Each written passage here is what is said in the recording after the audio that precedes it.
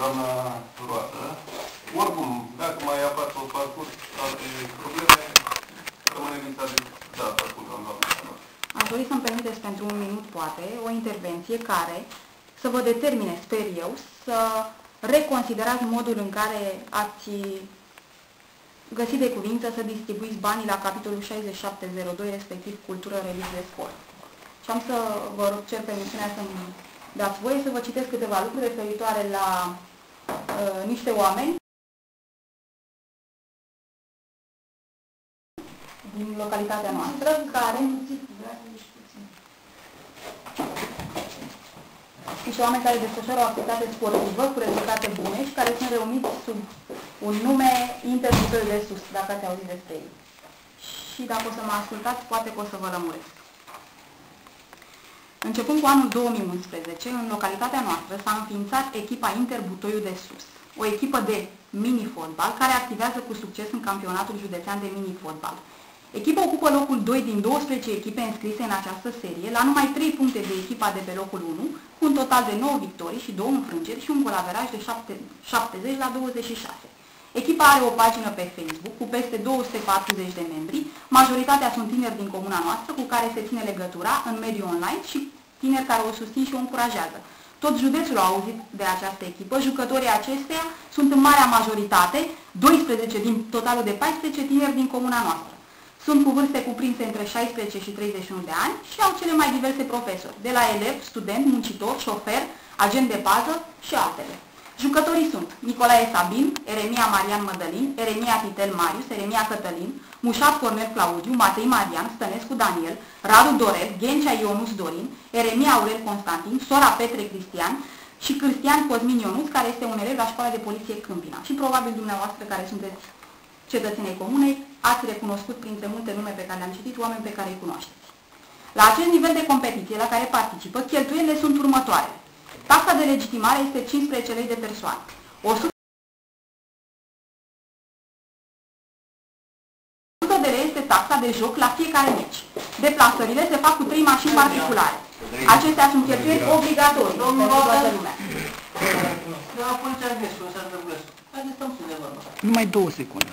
La 12 echipe înscrise se dispută 11 etape în tur și 11 în retur. Pentru fiecare, gândiți-vă, 11 lei taxă de joc, sunt foarte mulți bani pe care oamenii aceștia trebuie să-i suporte. Vă propun, cu tot respectul, dumneavoastră Consiliului Local, singurul în măsură să hotărască destinația sumelor din buget. Ca la capitolul cultură, religie, sport, să prevedeți suma de 5.000 de lei pentru sponsorizarea acestei echipe, numită, așa cum am spus, Interbutoiul de Sus, scăzând această sumă din cea de 30.000 de lei alocată religiei. Dacă vă țineți aminte, la acest capitol și n-am trecut.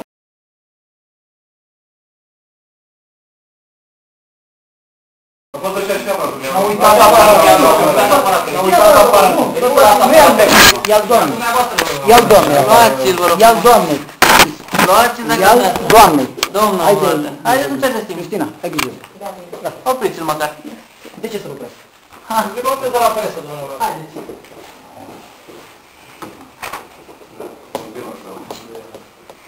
De asemenea, dacă Consiliul Local va fi de acord cu această propunere a mea, este foarte posibil ca jucătorii, în viitor, primind această sponsorizare de la dumneavoastră, să poarte, așa cum ați văzut că se obișnuiește în aceste competiții, pe tricourile lor, inscripționată sigla Consiliul Local Clubești, fiind în calitate de sponsor.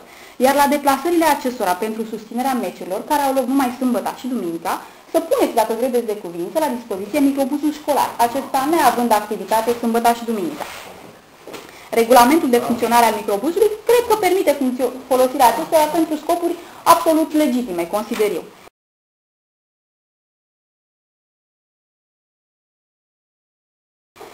Dacă credeți de cuvință că încurajarea acestor oameni este un lucru bun. Au și niște diplome, ei le-au primit. Dacă îmi permiteți, vă rog.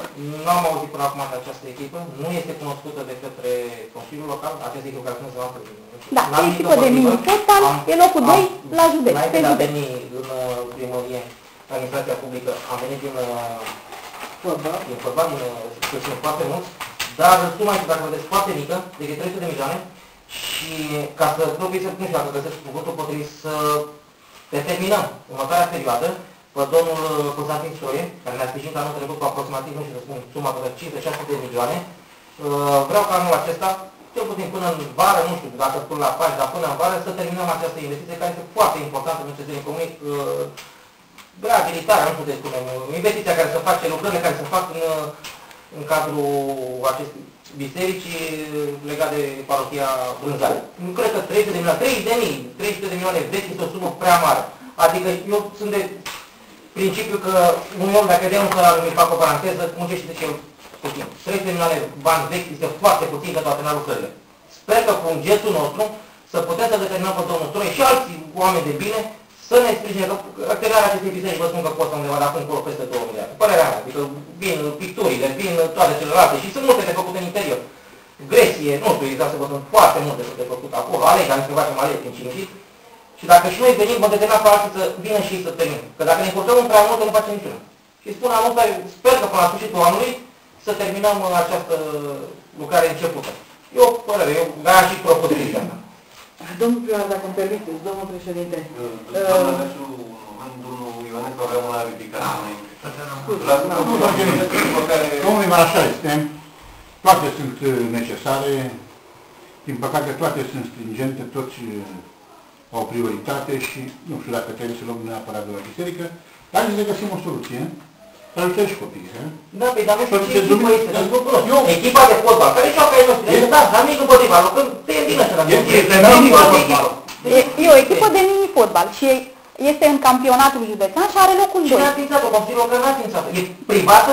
Nu este ființată de Consiliul Local, dar se numește Inter Butoiul de Sus și niște oameni au avut o inițiativă, au